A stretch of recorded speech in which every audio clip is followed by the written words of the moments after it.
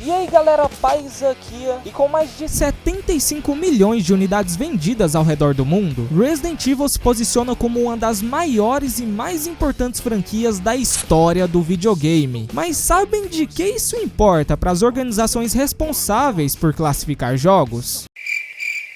Absolutamente nada. Na verdade, quando se trata desse assunto, quanto maior for o sucesso da franquia do jogo em questão, maior é a chance dele ter tido alguma coisa censurada antes do seu lançamento. Por isso, eu trago hoje um vídeo sobre a censura de Resident Evil 4.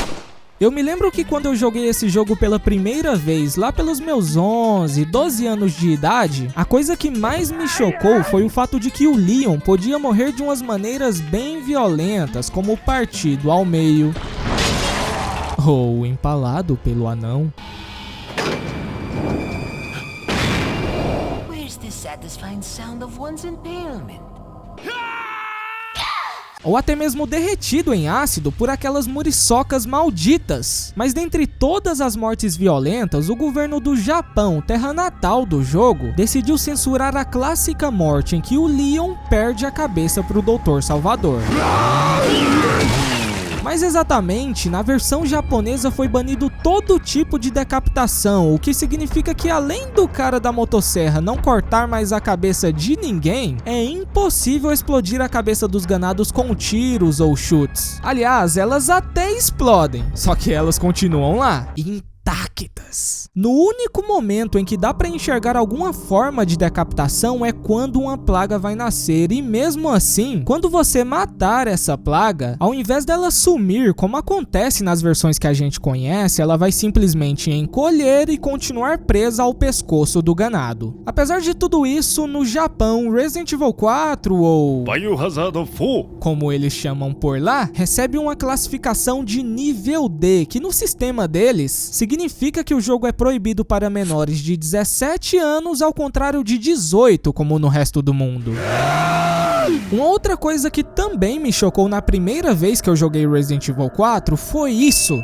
Não isso. Quer dizer, na verdade isso também. Mas eu tô falando desses dois aqui. You so fucking precious. Ah, agora eu entendi! Agora eu saquei! Hoje em dia é comum vermos em jogos que possuem personagens femininas algum nível da polêmica física de peitos, que pra quem nunca ouviu falar, como o próprio nome sugere, se trata da física dedicada exclusivamente a tentar reproduzir como eles se movimentam. Alguns jogos como Dead or Alive, por exemplo, levam isso tão a sério que te dão até a opção de escolher o quanto você quer que os peitos das personagens balancem. I only play for the fighting.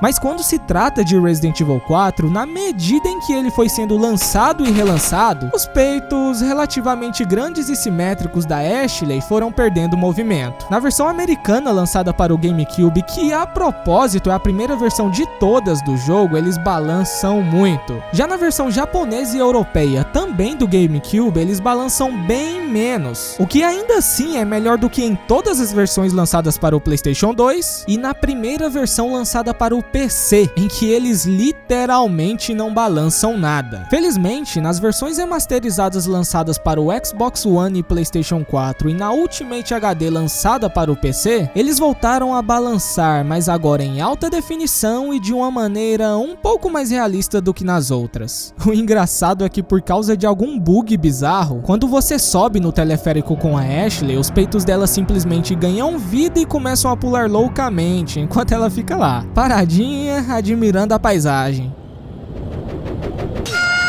You pervert! Como vocês sabem, existem duas versões de Resident Evil 4 para o PC. A mais recente delas, chamada de Ultimate HD, foi lançada em 2014 e é considerada por muitos como a melhor versão do jogo. Já a outra, lançada em 2007 numa parceria desastrosa entre a Ubisoft e a Capcom, é considerada simplesmente um dos piores portes já feitos na história do computador. Eu mesmo chamo ela carinhosamente de Ultimate Lixo, porque porque além de todos os problemas que ela possui, nessa versão você é obrigado a jogar usando somente o teclado. Mais exatamente, por padrão, você mira com o shift direito, controla a mira com o WASD e atira com o Enter, ou seja, é uma tortura. Mas essa versão tem um lado bom. Por ser mais velha e extremamente mal feita, é muito mais fácil fazer qualquer tipo de modificação nela. Por causa disso, há alguns dias eu estava dando uma olhada nos arquivos do jogo para ver o que dava para editar, quando eu encontrei uma textura não utilizada para nada mais, nada menos do que uma camisa transparente para Hannigan. Ou pro Salazar, porque tinha umas texturas dele na mesma pasta. Mas vamos imaginar que ela era para Hannigan mesmo, né? E eu tenho duas teorias para por que eles decidiram não usar essa textura. A primeira delas é que alguém da Capcom achou que essa camisa mostrava demais e decidiu que daria bem menos dor de cabeça colocar a Hannigan vestindo aquele terninho e a camisa branca normal que a gente conhece hoje, se bem que em Resident Evil 6 eles adicionaram essa mocinha aqui. Então esqueçam o que eu acabei de falar. E a segunda é que durante o desenvolvimento os planos para Hannigan mudaram. Talvez inicialmente fosse para ela ser um personagem jogável no modo The Mercenaries, por exemplo. Nesse caso, faria todo sentido ela aparecer com outra roupa, já que nesse mesmo modo, a Ada aparece com o seu vestido do Resident Evil 2 e não com o que ela usa normalmente em Resident Evil 4. De qualquer maneira, eu até tentei aplicar essa textura nela para ver o que daria, mas como já era de se esperar, ficou tudo bugado. E o pior é que mesmo se não ficasse, como o modelo final da Hannigan está com uma espécie de blazer por cima da camisa, acaba que não teria muita diferença. Uma das coisas mais incríveis de Resident Evil 4 é o fato de que quando você zera, você libera não só um, mas 3 modos extras que, se ele tivesse sido lançado nos dias de hoje, com certeza seriam vendidos separadamente. Porque, né? Tá parecendo que vai chegar um dia em que até para poder comprar DLC, a gente vai ter que comprar uma DLC. Mas, enfim. Enquanto o primeiro modo desbloqueável, chamado Separate Ways, é uma extensão da história, mostrando como algumas coisas aconteceram do ponto de vista da Ada, os outros dois são bem mais simples, sendo o Assignment Ada uma espécie de minigame em que você precisa recolher 5 amostras de vírus, e o The Mercenaries também um minigame, só que nele, o seu objetivo é somente fazer a maior quantidade de pontos possível. O problema é que para o governo da Alemanha, como esses dois últimos modos não agregavam nada à história principal, eles foram entendidos como uma forma de glorificação da violência, e o resultado vocês já devem imaginar. Ambos os modos foram removidos, o jogo recebeu uma belíssima classificação de proibido para menores de 18 anos, e ainda por cima foi adicionado na lista alemã de mídias nocivas para pessoas jovens, que dentre várias outras coisas proíbe qualquer tipo de propaganda do jogo, ou seja, nada de outdoor gigante na rua ou trailer passando 500 vezes por dia na televisão. Uma coisa interessante é que mesmo que esses modos tenham sido removidos do jogo, as recompensas que você recebia quando finalizava eles não foi. Na versão alemã, para liberar a Handcannon, que normalmente é liberada completando todas as fases do modo Mercenaries com 5 estrelas e com todos os personagens, bastava zerar o modo campanha na dificuldade profissional. Já para liberar a Chicago Typewriter para o modo Separate Ways, que normalmente é liberada zerando o modo Assignment Ada, bastava zerar o próprio Separate Ways. Felizmente, isso tudo só durou até o começo de 2016, quando depois de longos 11 anos de censura, o governo alemão decidiu remover Resident Evil 4 da lista de mídias nocivas. A Capcom logo depois disso lançou uma atualização para PlayStation 4, Xbox One e PC, finalmente adicionando os 2 modos que faltavam e uns 3 alemães que ainda não tinham baixado a versão americana pela internet puderam enfim aproveitar o jogo completo.